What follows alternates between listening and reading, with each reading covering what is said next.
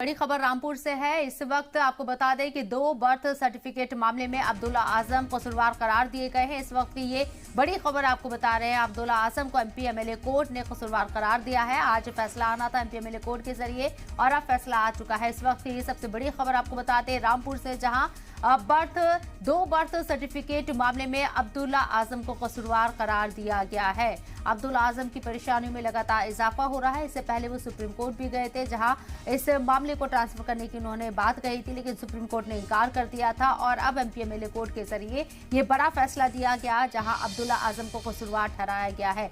वाज़ेह रहे कि इस मामले में आजम खान और उनकी अहलिया तंजीम फातिमा को भी मुजरिम बनाया गया है। क्या उनके ऊपर भी किसी तरह का कोई फैसला आया है, ये भी आपको बताएंगे। लेकिन फिलहाल अब्दुल्ला आजम इस मामले में कसूरवार ठहराए गए हैं। 2 बर्थ सर्टिफिकेट का मामला था। बीजेपी एमएलए आकाश सक्सेना के जरिए 2019 में इस मामले को दर्ज कराया गया था और अब आपको बता दें इसमें एमपी एमएलए कोर्ट के जरिए फैसला दे दिया गया है। अब्दुल्ला आजम कसूरवार ठहराए गए हैं। ये बड़ी खबर आजम खान की फैमिली के लिए ये बेहद परेशानी वाली खबर सामने आ रही है। हालांकि उनके घर की सिक्योरिटी को भी देखते हुए इजाफी जो पुलिस फोर्स है वहां तैनात कर दी गई है और खुद Azam Khan MP MLA court में भी मौजूद हैं। अब्दुल्ला आजम को कसूरवार करार दिया गया है। हालांकि कानूनी रास्ते उनके पास अभी खुले हुए हैं। हायर कोर्ट, अपर कोर्ट का वो रुख कर सकते हैं, लेकिन फिलहाल एमपी एमएलए कोर्ट की तरफ से एक बड़ा झटका अब्दुल्ला आजम को लगा है, जहां 2 बर्थ सर्टिफिकेट मामले में उन्हें कसूरवार करार दिया गया है।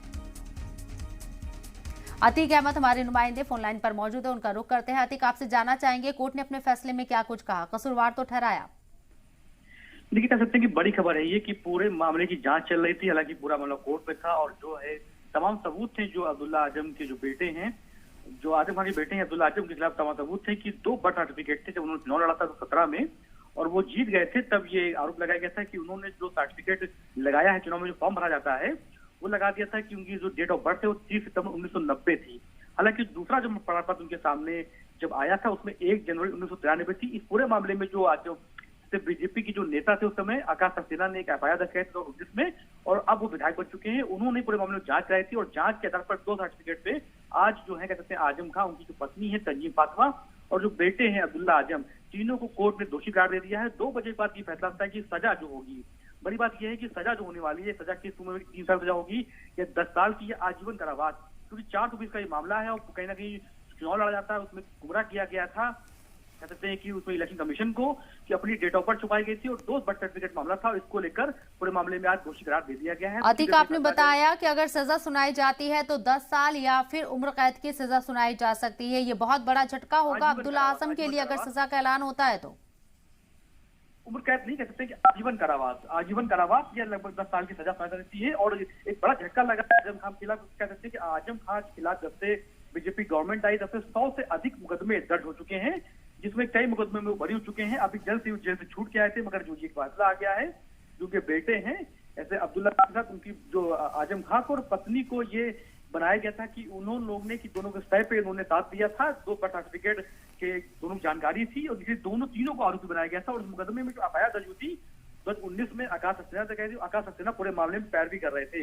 हालांकि जज ने, एमपी एमएलए कोर्ट ने आज जो दोनों को, तीनों कह सकते हैं कि दोषी करार मान लिया है और 2 बजे से 2:30 बजे के बीच फैसला आ जाएगा।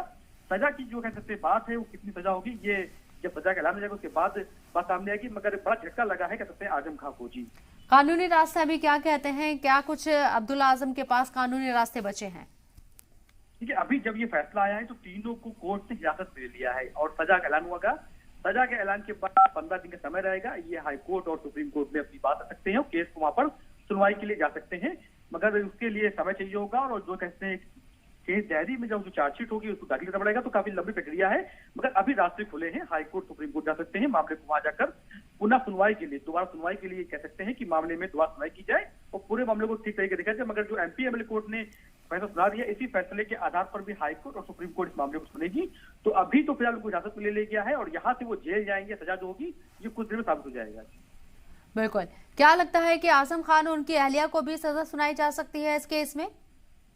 बिल्कुल, कह सकते हैं कि पूरे मामले में दोनों को कोर्ट ने ये माना है कि दोनों लोगों ने इसमें जो बेटे हैं उनका साथ दिया है और जो जन प्रमाण पत्र बनाया गया था जिसके आधार पर अब्दुल्ला आजम ने चुनाव लड़ा था 2017 में, और वो जीत गए थे। और उसके बाद उनकी सदस्यता रद्द की गई थी इसी मुकदमे के आधार पर, और वहां से दोबारा चुनाव हुआ था और आकाश हसीना ने जीत दर्ज कर ली थी। तो दोनों को आरोपी बना दिया गया है। अब्दुल्ला आजम के प्राण पत्नी है और जो पिता उनके आजम खां, उनकी पत्नी दो तंजीम फातिमा है, दोनों को आरोपी बनाया गया है और तीनों को सजा का ऐलान होगा, क्योंकि तीनों दोषी करार ठहराए गए हैं पूरे मामले में। तो अभी कुछ देर में जब कोर्ट बैठेगी और लंच पे गए हैं जज, उसके बाद जो बैठेंगे तो तीनों को सजा का ऐलान होगा। सजा कितनी होती है, जुर्माना क्या होता है, ये कुछ देर में स्पष्टता हो पाएगा।